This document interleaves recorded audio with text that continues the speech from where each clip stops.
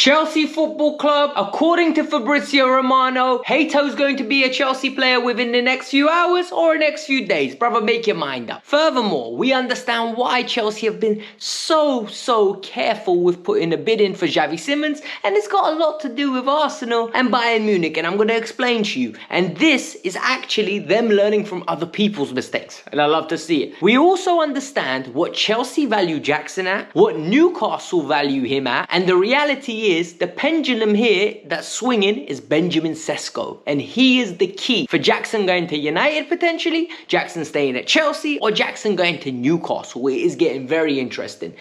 Joao Felix, it looks like his move is gone and he's moving to Al-Nassr. We've got the final details. We're going to find out, we're going to tell you who's the reason he went there, how the deal happened, and more importantly, the biggest one of all, the conditions that Chelsea need to tick to make sure that they break even. It is very complicated, but I'm here to break it all down because I went through it and I know what's going on. And finally, Felipe Coelho, not Coelho as I read it. My wife corrected me. It's a Portuguese name. I don't know if I'm saying it right now, but I tried my very best. So my bad if I got it wrong. He's moving from Chelsea under 21 to Strasbourg, and I'm going to explain to you what I think is going on there, why he's moving, and how this impacts Chelsea and Bluecoat in the long term. So before we get started, number one, hit that like button. You made it this far. I've got your attention. You're clearly enjoying what you see, and it's you helping me out. Secondly, we are tracking up this mountain to 50,000. The only way I'm going to get to the top is if new people hit that subscribe button. It's the best way you can support. And another thing, yo, my TikTok love is going through the roof, man. I've been there for nearly 2 months now. Over 1,000 followers. The views are going crazy. If you ain't there, get there. Genuinely, I talk about all different types of football. I'm having a lot of fun creating that content, and a lot of people are enjoying it. But let's get started with the Chelsea-related news. Fabrizio Romano is as reliable as it gets. Well, at least in recent years, he has been. This year, Fabrizio has just basically been doing a scattergun approach. He's given us so many updates on a daily basis that sometimes it feels like the story's not moving. But today, he's given us an indication. And his indication is that he believes the move could move for Jorrel Hato in the next few hours or the next few days.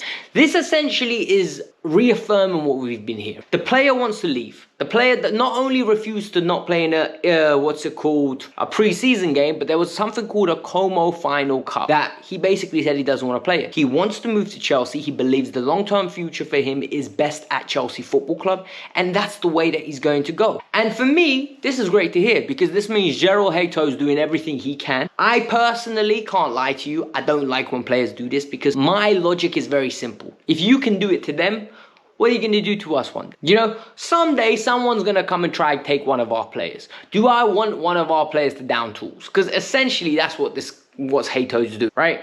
I don't like it, but we're on the positive end of it, so it feels a little bit nicer. But I always think in the back of my mind, you know, treat people the way you'd want to be treated. Lesson for life, not just football related. But Matt Law's come out and basically explained why we're signing Hato. Hato will be cover for Cucurella, and also he will be cover for Levi Colwell at that left centre-back role. This is great news. Hato is 19 years old. He's physically imposing. I've also seen him play on the right-hand side. He's looked very comfortable there. I can't wait to see what he develops into. Look, the prospect of Hato is amazing. The idea of Hato is brilliant. Now it's about getting him in an environment, the culture of winning, the culture of this is Chelsea. He needs to work super hard, get enough opportunities, and when he gets them, take. So according to Fabrizio, the deal's gonna happen in the next few days, and honestly I think it's just a matter of when, not if. Another deal that is a matter of when, not if, is Javi Simons. Javi Simons has been basically linked to Chelsea for a week now.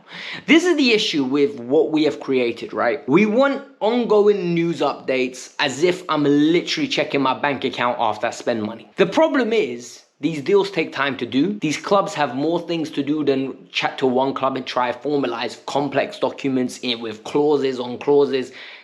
A transfer is very complicated, right? The accounting team has to most probably get involved. The compliance team has to get involved and say, oh, look, with PSR and FFP. Then on top of that, what ends up happening is the lawyers have to draft the documents get drafted, both sets of teams review it. Once both sets of teams review it, the players review it with their agents, and it's very complicated. But what we want is minute-by-minute updates. So we end up not getting these minute-by-minute updates, and what ends up happening is that this is absolutely dragging dragged out. We're thinking the information we're getting is nonsense because we're getting frustrated, when in reality, they're just negotiating. And what we're hearing from Fabrizio is, and Ben Jacobs, and Ornstein, we've heard from so many different people. Chelsea are now getting close to putting their first bid. We know, what do we know? We know Leipzig wants somewhere in and around 70 million euros. Chelsea wanted to pay 50 million euros. The offer that is being touted that Chelsea are going to put in is 60 million euros. I reckon it's one of those things where they put an offer in, they've done much of the legwork, it's going to get done. The player wants to join. TalkSport have reported that the player has agreed personal terms with Chelsea. Others have said it's super close. It's a matter of formalities. The principle is there. The key here is Arsenal and Bayern Munich. Those two are still being linked with the player. Bayern are getting Diaz, which I think rules them out. Arsenal want Eze. In this scenario now, it's a matter of Chelsea getting this deal done quick. We don't want to be Joao Pedro'd. If for those of you that don't know what that means, Newcastle spent 3 weeks flirting with him. Absolutely taking him on dates. Telling him, oh, you are the best striker. You and Isak. Selling him an idea. Only for someone who's a big club with a big bank account, with a bigger opportunities and a different lifestyle to come and say, hold on, mate. You're coming with us. He didn't resist. He boarded the flight, became world champ. Yes, Chelsea are world champs. I'm gonna tell everybody this every single now at time. We are world champs. In regards to Newcastle, it looks like Newcastle are still interested in one of our players. And Nicholas Jackson, a lot of people say, Alex, you're glazing him. Do you know what? I want to put a ban on the word glazing. You know, I don't like it. Anytime I give anybody credit, oh, you're glazing him. Listen, this isn't a glazed donut from Krispy Kreme. This is not a sponsored ad, so other donuts are available. But the reality is, I can credit someone without glazing him. I think Jackson's a good footballer. And what's happening now is we're getting northern correspondents from north of England coming out with stories that is basically reiterating Newcastle's intention to get the player. What we're hearing is they want Benjamin Sesko, right? I don't know why they want him. I don't know why they're interested in him, but they want him, okay? I don't know what's going through their brain. You're going from Alexander Isak to Sesko, wild to me. But Manchester United are also interested in Sesko. On top of that, Manchester United want Ollie Watkins. Jackson is on both lists. And this is where the spanner comes into the works. Chelsea priced him at £80 million. Manchester United, we don't know what they value at Jackson at, but we know Newcastle now value him around about £65 million. Firstly, if we get £65 million for Jackson, wow. If we get anywhere north of that, give Win Stanley and Lawrence Stewart a race. Because there is no way on this planet would we, as fans, be happy to pay that kind of money for Jackson. A lot of people say we're underestimating Jackson. Guys, in my comments, I have two polar opposites, right? And you know what? It's all welcome. Because it's never abusive, which I love, by the way. This is why I think we've got the best community. It never gets abusive. Every now and then we get one muppet that starts being rude and calling each other's name. But everyone's so respectful, and it's just different football opinions. So we've got the camp that think he's rubbish. Just give him away for 25 million. Give him away. We don't need him. And then we have the camp that think he's absolutely amazing. Well, I'll tell you what Jackson is. 14 goals in his debut season. Very good. Last year, 10 goals in 30-something games. I'm sorry. We need more. I need more. If he's our third option, great. But I don't think he will be happy being the third option. I think he's too competitive. I think he's too good to be our third option. So if we get anything north of 65 million, we have done brilliant business. Literally, we would have doubled our money. We can reinvest it in other areas and we can keep it stepping. Joao Felix has left Chelsea and this is almost confirmed. And the deal is absolutely brilliant in terms of the player gets what he wants. I think Chelsea get what they want potentially.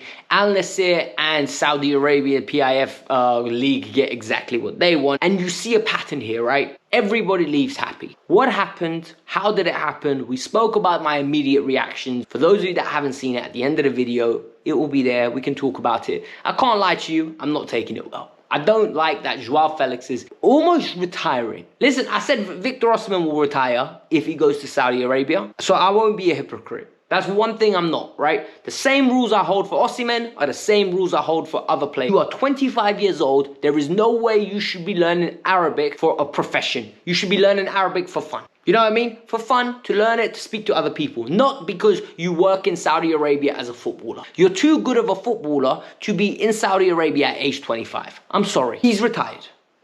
You can already see I'm getting triggered again. Let me get back to on script, right? What is the news? The news is simple. We get 30 million euros fixed fee, which is close to what Benfica were offering in total. The difference here is there are intensive add-ons, meaning these add-ons go up to 30 million euros. So we can get a total package of 60 million euros, or there's a sell-on fee. So next year, if they decide to sell him, there's a hefty sell-on fee. We don't know what that number is. The key here is, though, he gets a 2-year contract. Joao Felix isn't going for the long term. It is obvious what he's doing. He is going there to smash it, and then next summer, after the World Cup, he's going to say, anyone want me? Anyone want me? If they do, he can leave. If not, he'll play another year in Saudi, and then he'll come to whatever club he wants, whatever club offers him the most money, because he'll be a free agent. That makes sense, right? If he does well, Chelsea get paid more, we break even.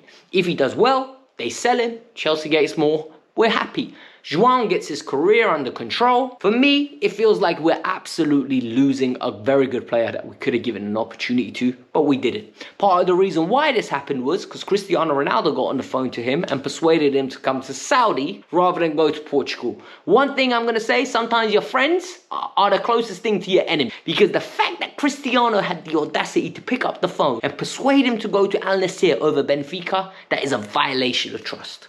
Absolutely, the personification of your friends are sometimes your enemies. I don't understand what he did there. Yes, he's making most probably 24 million in 2 years tax-free. He's got enough money. He's got enough money where that's not an issue, all right? And for me, I don't know. Now apparently they want Cucurella, but that's been shut down. You're not getting Cucurella, okay? You've got Joao Felix. You want Nkunku, we could give you Nkunku. You want Renato Vega, we'll give you Renato. You're not getting Cucurella, all right? It is what it is. Let me move on to the next story before I ruin my mood again. The final piece of news is regarding the under-21 Chelsea manager. So a lot of you say, Alex, why do you care? We're Chelsea fans. We're meant to care. It's a Blue Co project. Why I care is because this guy got brought in last year. I think it was last year, if I'm not mistaken. And he was integrated into the scheme. And the Chelsea under-21s did all right. I don't keep up with them. But from what I checked, when I checked, they did okay. We promoted some players. You know, he developed players. And what's going on now? He's leaving his post at the under-21s. He's going to Strasbourg to be the assistant to Liam Rossignol. And this is where it gets interesting. Because in my eyes, that's a promotion. You're going from the under-21s to a first-team assistant with Liam Rossignol. Liam Rossignol has got a brilliant job at Strasbourg. They've spent the most money in Ligue 1. They're absolutely throwing money around like it's running out of money. Everyone around him is like getting worse. They're investing heavily. And if he overachieves by getting them potentially Europa League or Champions League spot, he's going to get a big club. The rumours about him are going through the roof. He's attracted to jobs in England. However, he wants to stay with Blue Co. Earlier, this year, I said, if you think when Enzo Maresca leaves, they're going to go and give the job to someone else like a Enrique, a Nagelsmann, you're bluffing. Liam Rossignol is going to be the replacement. And now with Felipe Collio, or whatever his name is, I can't pronounce it, I'm really sorry. That gentleman, Felipe, he's going to be pushed to the Strasbourg role. They're preparing him. And it is what it is, as you can see. Guys, this is a very interesting passage. This is a very interesting story because this is, in my opinion, foreshadowing what's to come. If Maresca does well, we'll most probably lose Liam Rossignol to a big club that comes in for him and he's going to want to go. If Maresca does poorly, Liam Rossignol will become the next Chelsea manager. It is what it is. That's my opinion. That's not coming from anywhere. But lucky, good enough for me and bad enough for me, this is all documented. So in the future, you can most probably come and tell me, ha, you were right, or ha, you know what, you were wrong. It is what it is. Like I said though, if you want to go see my reaction for the Joao Felix news, it's over here. I wasn't very happy. But if you want to go see more of my TikToks, in the pinned comment below, check it out. And thank you very much for all the support you show me here. Hit the like button, subscribe to the channel. Peace out, I'm out. Bye.